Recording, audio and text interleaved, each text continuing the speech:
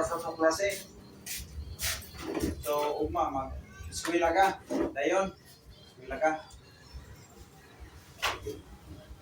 Dala ko ani o enrollment form. Kinali. Lugar naman mo man. Di pa ka mo dito. Kumano ni mo galing. Kumano ni mo bisa mo sa kay. Putol man. Di pa na putol man. Sukat eh. Hindi ka. Ang magkakadali ka. Sige, mag-pray ta. Itong klase ron, tawag nato ni Okining Ukwan. Ano ni pinaka-importante ko sa kanan kay ano na umulan daghang relihiyon tungod ani sa basa. Ya ini ko ano rin sumakon kanira ato ni ko ano sa yang yo si Kwan Igsoong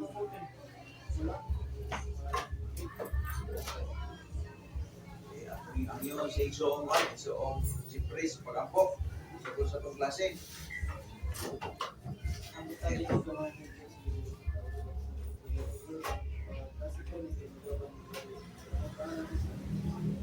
Amen.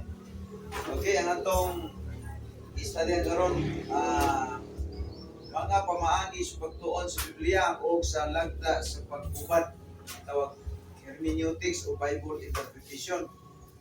So, palikon ako daghang kayong nagamit og Bible nga maandor gyud po sa impierno. Daghan na kayo mga tao nagamit og Bible nga maandor gyud po sa impierno tungod kay kasama sa Biblia wala gyud isupay sa tama nga pamaagi. Naaman gyud sa pamaagi nga tama nang sa ganito kana bang buhat-buhatan nimo og meaning ang scripture sa ganito yung term ganito allegorizing ang allegorizing kanang ang Bible bisan og klaro na buhatan nimo og symbol kanang itawag nila og meaning kahulugan.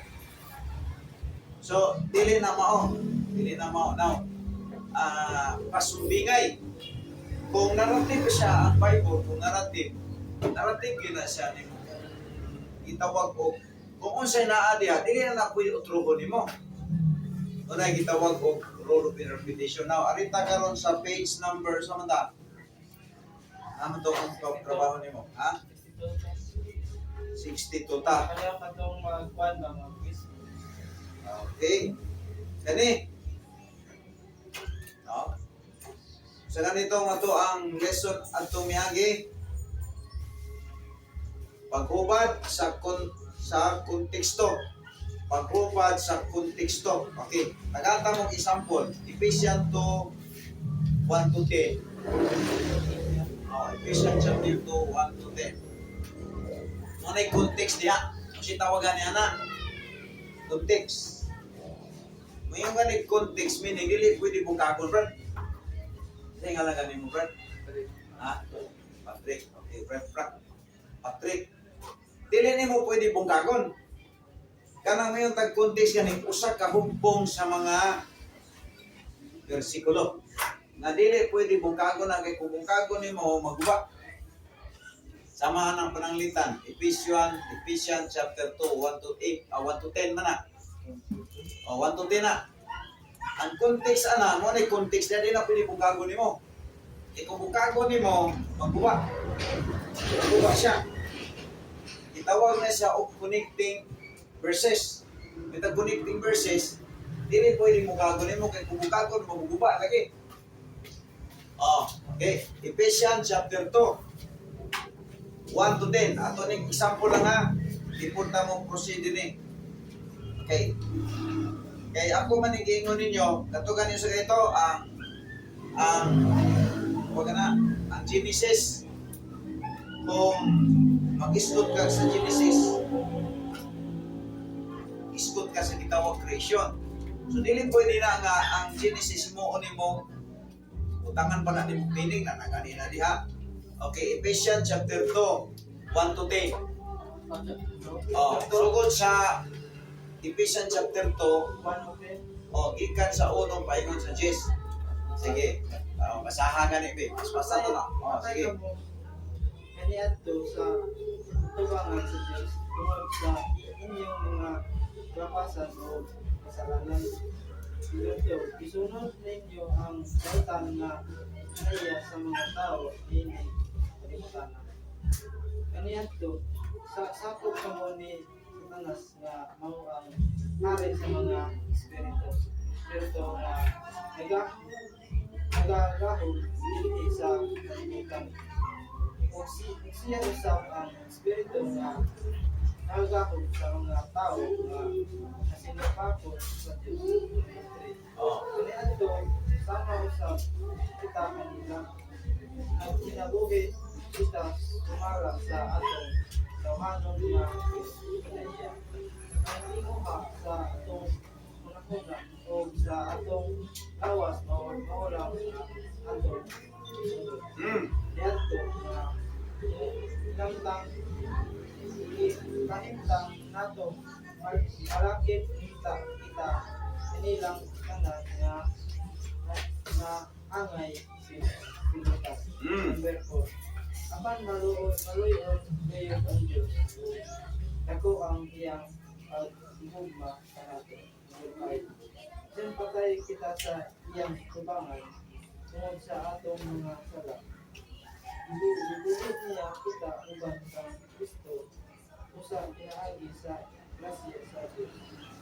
Nagawa kita number 6. Tungod sa atong pagkamiusa ng Kristo ipanhaw kita uban kaniya o maghari uban kaniya sa langit nun na pilihan. Number 7. Gibuhat niya kini aron ikapakita sa tanan sa maabot nga mga adlaw ang iyang dili matugnan nga grasya o kaayo nga iyang ihatag kanato. Pinaagi kang Kristo Jesus. Number 8. Sige, nato sa 10 na. Kay tungod sa grasya sa Dios maluwas kamo pinaagi sa inyong pagtuo kung si Kristo hindi kasagikan sa Diyos. Dili pinaagi o dili pinasikat sa kayo makapasigat mo. Number 10. Ibuhat kita sa Diyos o sa atong pagkahimusap kang Kristo Jesus ihatagan niya kita o pagmo nga tumapugi aron mahimo nato ang maayo nga mga puta ugad pa kanito mao kini di plano sa Dios nga atong pagtrato. So, gikan sa 1 paingon sa 10, kasi tawag ani context. Muna siya yung context sa nagkadina, may tag-context nga ni nagkadina nga versikulo. Dili ni mo putlon, kung putlon mo maguba lagi. O muna siya sumpay, muna siya ang una nga kanagkadina nga versikulo. Mito kanina, talawang kanina, kung putlon, mga sa mga kanina ang putlon, maguba tanan. O, ingon na po, no? Ang 11, paingon sa 22, lahi na po na nga kanina sa versikulo. O, lahi na po na. Ikan sa 12, ang 11 paingon sa 22, lahi na po na nga kanina sa mga versikulo. Nga di dapat yapon bukagon, kaya bukagon lagi, guba, kanan. Muna nga, kung di mo tanahon ang mga laing-laing relihiyon, pagkabuhin na sa Katoliko, nakipo silang ipundok gamit ng versikulo Biblia. Bisan sa ilang nauna-una diha ala ilahang pangitaan og bersikulo, lugitong usa ka bersikulo para ang Biblia musunod sa ilahang ideya. Muna gitawag nato sa theological term of subjective. Ang subjective, so ang tinun-anay nga nagtuon sa Biblia dili ta subjective kundi objective. O objective ta. Kani mga lain-laing mga sikta karon nganong daghan ang gid mga relihiyon dinhi kay for example si Patrick nasa versikulo yung tipan, yan ang iwali. Ano sa reliyon? Pangutan na siguro katong asang itong yung gibuhat ya. Muning katap, makahaliluya lang ka diha, pwede na kang maghimog yung reliyon. Muning nahitabo karon kaya ang reliyon, tanaw nila maayong negosyo. Tax, walay taxes sa gobyerno, yung papaga lang nagnaong diya haliluya ka, kasi na itong puyog ni mo kwarta na. Oh, muna ilahang mindset sa mga religiyon ng kampungan. Kaya na nga, kinanglan kabaluta kay di man itanan na lang Biblia may mo sakto.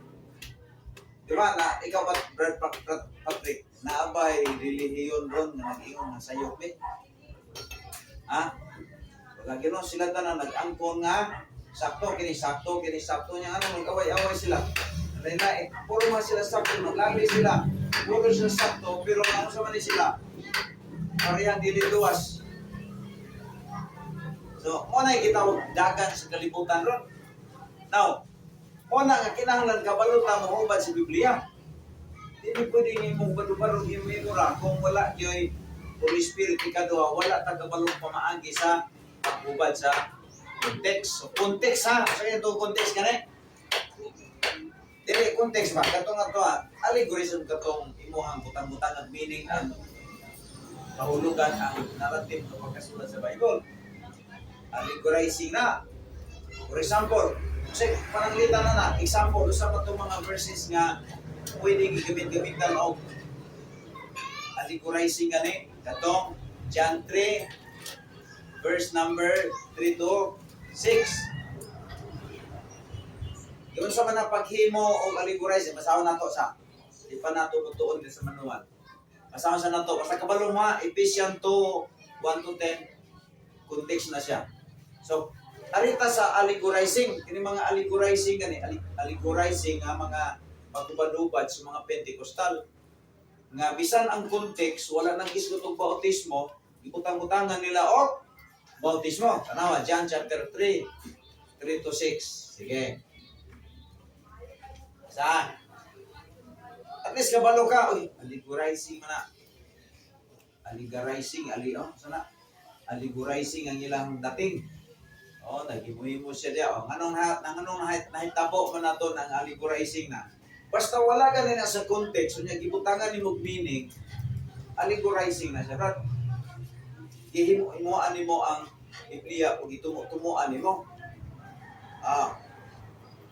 3 to 6. Isa mong basa. 3 to 6 ta. John chapter 3, 3 to 6 lang ta. Ang ipanganak inaagi sa Espiritu sa tao, tawhanon, ang ipanganak inaagi sa Espiritu sa Sige, 4. Sige, ayun sa 6 na. Lumutala si Angelino sa ilang niya sa tao, siya limos, sulod at balik sa siya sa iyang lahat ng magpapatao pag-usa ang lokal. Itubag si Jesus sa pagkatinawag sa pagkatinawag. Sa pagkatinawag, itihan ko ikaw na walay tao na masasot sa paghari sa Diyos. Hindi siya ang tao na pinahari sa Sige.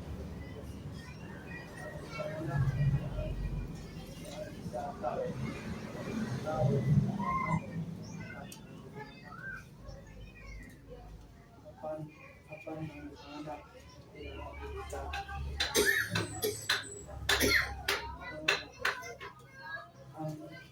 ang panganak inaagi sa tao tawhanon apan ang panganak inaagi sa Espiritu Santo.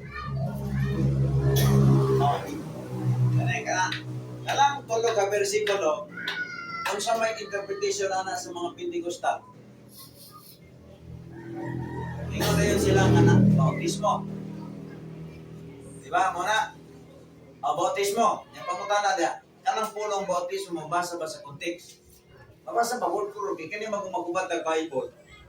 Doon man ka pamaagi, itawag sa implied truth. Kining implied truth, wala diha, pero naa ang pagtabo. Sama pa na sa Trinity. Ang word nga Trinity, di na niyo mabasa sa Bible, pero naa diha ang essence pa, naa ang pagtabo. Di mo mabasa, itawag na siya o implied truth. Ang express truth, mabasa yun, word for word, express gani, mabasa yun, naan na. Okay, arita sa express truth, mabasa ba niya ang bautismo? Sa John chapter 3 to 6, mabasa wala. Wala ba bautismo niya? Isgutan. Oh, mabasa gani na. Wala. Wala. Ang gianak sa tao usab. Ang nadya, ang gianak, mingon sila nga kanang tubig diya ko ng sapay. Bautismo do na. Ang bautismo, wala bautismo din iskutan. Ang iskutan niya, sa ito, new birth. Pagkatao pag usab ang context, wala gisod og bautismo. Nagisgot siya og new birth. Pagkatao pag usab.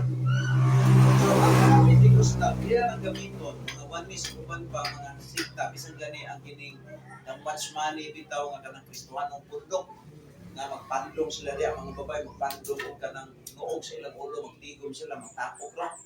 Sila tanan magwali kay sila tanan puro pastor. Pagtindog niya, pastor sa paglinggo niya, may puro siya. Pag naa na siya yung makabig, for example, makabig nga, o sa kabuok, autismo nila tanan, kung 40 kabuok ang Mimro, 40 kabok mo bautismo ni mo, brad. 40 kabok Mimro. Nya mo ipon islang bundok, bautismon kanila kanang 40 kabok Mimro, mo bautismo nimo. Ikaw kay mamimro ka mahimo na ko mo bautismo, sunod kurang prat ang dating. Oh, wala man sila pastor, kasi sila kanang puro pastor. Oh, gitawag na sa Kristohanong bundok. Kanaa na ang founder na si Watchman. Oh, ang ilang pagtulo na nalako, lagi na allegorizing ang dating pagmamasa sa Bible, bisan wala may bautismo, ilang i-interpret na ay bautismo. Eh, mo na reason nga nagtuon tao hermeneutics. Hindi mo gusto mo pareha sa nila. Okay. So mo na akong gitawag, mo na akong gi-explain ninyo nga ang pagbasa sa Biblia dili ni sa inap. Kailangan atog yung sabtog ayaw, atog yung palo ta sa hermeneutics. Nawarita sa atong lesson karon. Genesis, libro sa mga sinugdanan. Libro sa mga sinugdanan. Ngayong gani ka o Genesis, you are speaking about the beginning. Because Genesis, that is the book of beginning. Diya sa Genesis, diya nagsugod tanan, diya nagsugod na ikalibutan, diya nagsugod na adlaw. Tanan, that is the book of beginning. At kining Genesis, dili siya mo yung pinakaunang libro nga nasulat. Ang pinakaunang nga libro nga nasulat sa Biblia, sa Old Testament, ang Job. Pero tungkol sa pag-compile kay ang Genesis mo may nag-isco sa creation, mo nang giuna pag-compile diya. At kung imong tan-aw ang pinakaunang libro sa Old Testament nga nasulat, dili ang Genesis, pero ang Job. Pero nga naman nga ang Genesis may giuna pag-utang diha sa Old Testament, kay siya man ang libro nga nagsaysay sa sinugdanan. Nga naman man ta nga ang Job ko, lima nimo ang yawa di panahon na sa kanaog pa. Paspir sa pangyawa, ato sa trono sa Ginoo, report maris kalibutan. Ano yung pinakaunang nga libro? Ang Job. Nga nasulat sa karaang tugon, ang Job mo pinakaunang libro nga nasulat. Oh. Pero nga nung nililagi siya may yun na utang sa pag-compile. Nililagi siya yun na, Jim. Tungkol kayo, wala man siya nag-issue creation. Ang issue to creation, naman ang Genesis. So, ang Genesis may yun na. Okay. Ang Genesis na, sa ang Genesis ba na anabay Hudyo niya? Nanay Hudyo? No? Nanay Hudyo niya. Kaya si Moses, kung may nag-writer ng sulatan na, kung si Moses may nangulo sa mga Hudyo pagawa sa Egypt, nanay Hudyo. So, kining 39 po sa Old Testament, ang nagsulatan ng mga Hudyo, mga Israelite, kung bitaw nagka-focus sa Israel na. Now, una, chapter 1, chapter 2, unsay naa daw diha? Okay, manual ta. O, sa mana? Hayag. Oo. Hayag. Okay. Diri na sa chapter 1 o chapter 2, nagtapad man na. Kaya ang Genesis, doon na may 50 ka chapter. So, ang chapter 2, chapter 1, chapter 1, chapter 2, sa giskutan niya, kabuhatan.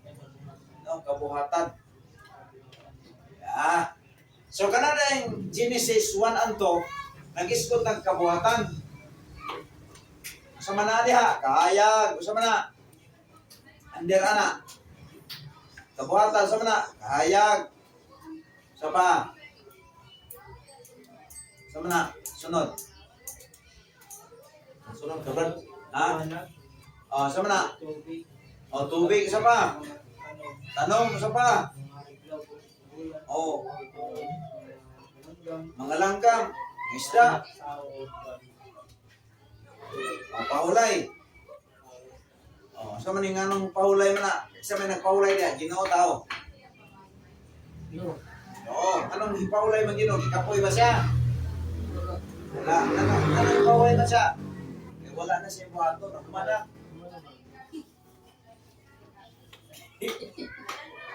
Wala na siya buhato. Kumana naman, tanan.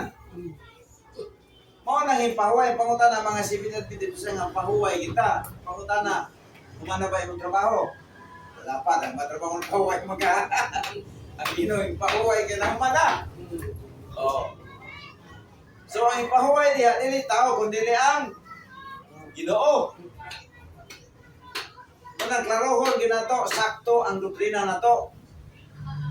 Ikaw sa ramat mabuhay sa kalibutan, wala na may ribansin na eh.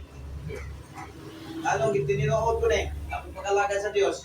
Ikaw sa ramat ha. O nang mintras nga makahimot sa pagpangita sa kamaturan, pangitaon din na to. Kaya wala na may ribansin na eh. Maputol ni, wala na ba yun? Kung nagkaroon, siguro na to ang kamatuuran nga ito na huktan. E mura man ni madana to.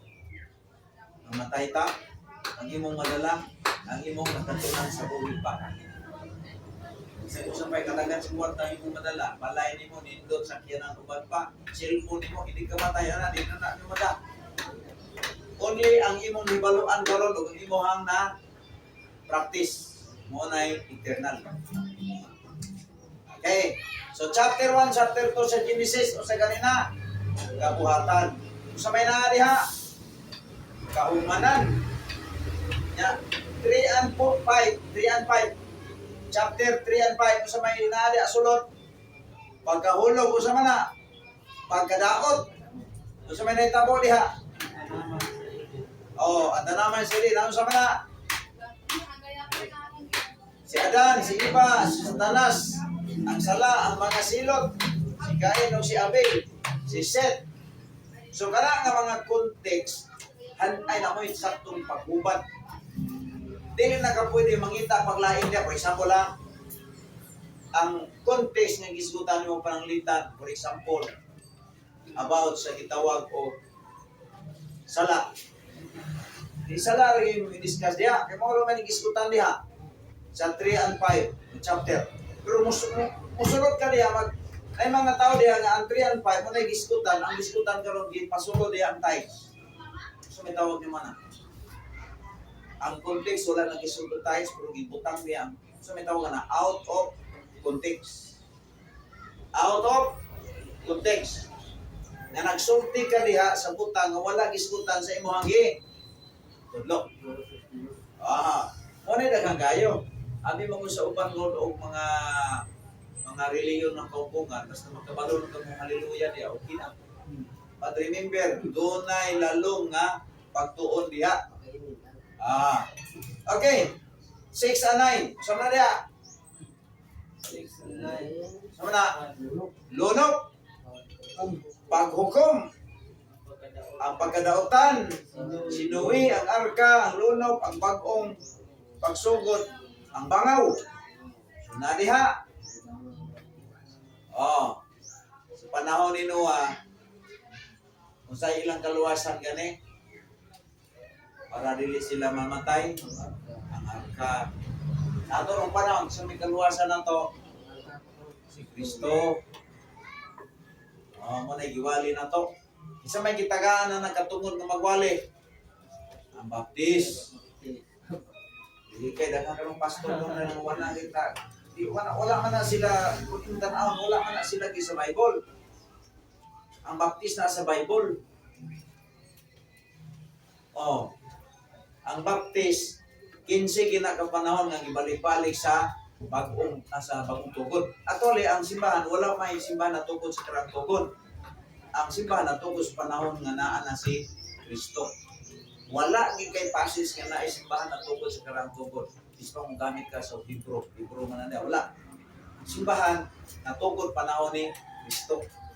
Ingon siya nga, Peter, upon this like, I will restore. Ano si I will restore?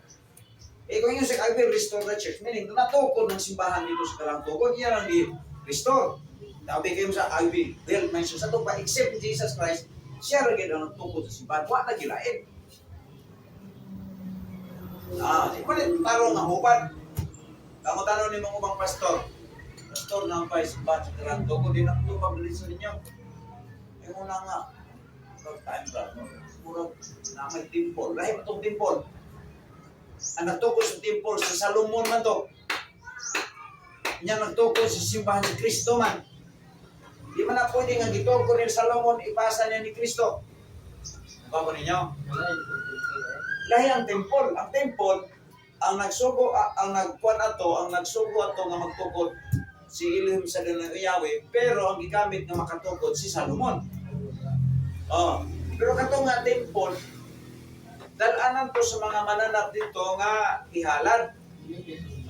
Dili to siya matawag na tong church.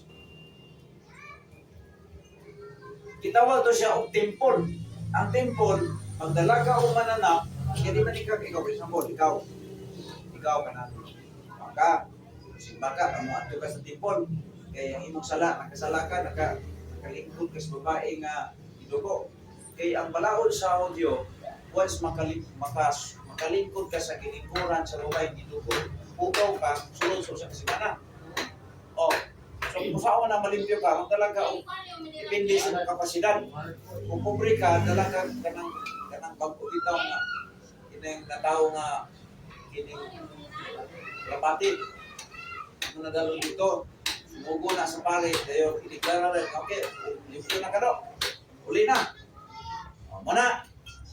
So ang temple, more on offering. Daghang mga kinabuhi nga pamatyon dito nga mananap para ang sala ni mo tabunan atong dugo atong ngunay gitawag temple.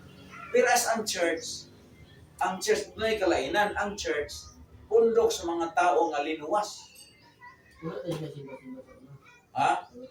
Manto sila dito, dili man gani sila kasulod sa temple kaya naamay duha ka court, inner court ug outer court. Ang outer court ikaw magdala sa hala diha ka sa outer court. Naay nag-ulang diha. Di mong hala dawaton diha ang sulod sa inner court ang pare ra. Oh, pare nga Levite, linya ni Levi.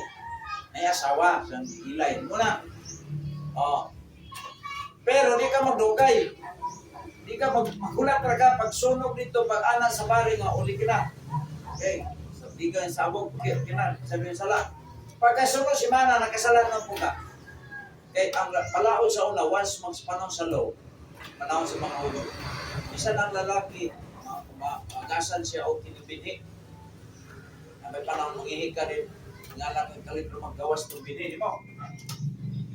Oh, ugaw na sa usa ka semana.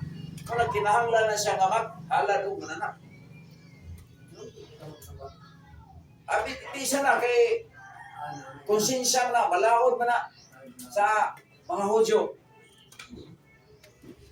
Ikaw, nabalo ka kung nanawasan ka, pinhi.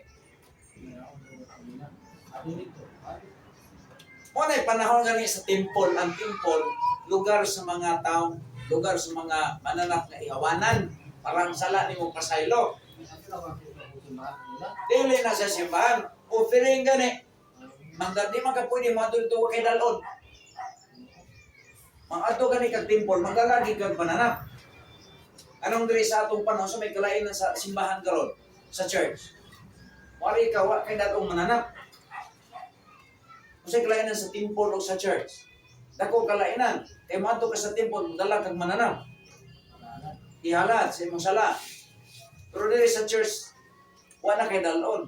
Kay ang mga halad-halad sa una, katubang halad pang mga mananap, ang nakahuman ato si Kristo man, nga nagtukod sa simbahan.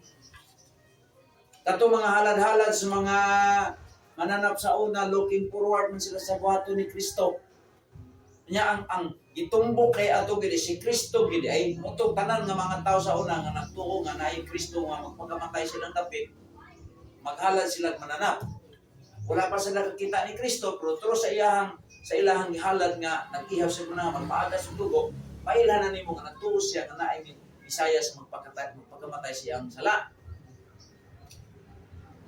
Ang tanan nga mga halad-halad sa una, anino na ito sabutan nga muabot na mao si Kristo. Tanawa sa Colossians 2:16. Colosas 2:16. Sige, basa. Colossians. Ang makabaluta kung sa'y kalainan sa temple o kung sa'y kalainan sa church. Dako kalainan. Dili ang temple, ihawanan sa mga mananap. Dalanan sa mga tao nga dunay mga sala. Ang church, wala na kay dalon diri kay ang mari sa church katulang nahugasan ang iyang sala sa dugo ni Kristo. Colosas 2:16-17. Okay, basa. Ang mubasa luwas. Okay.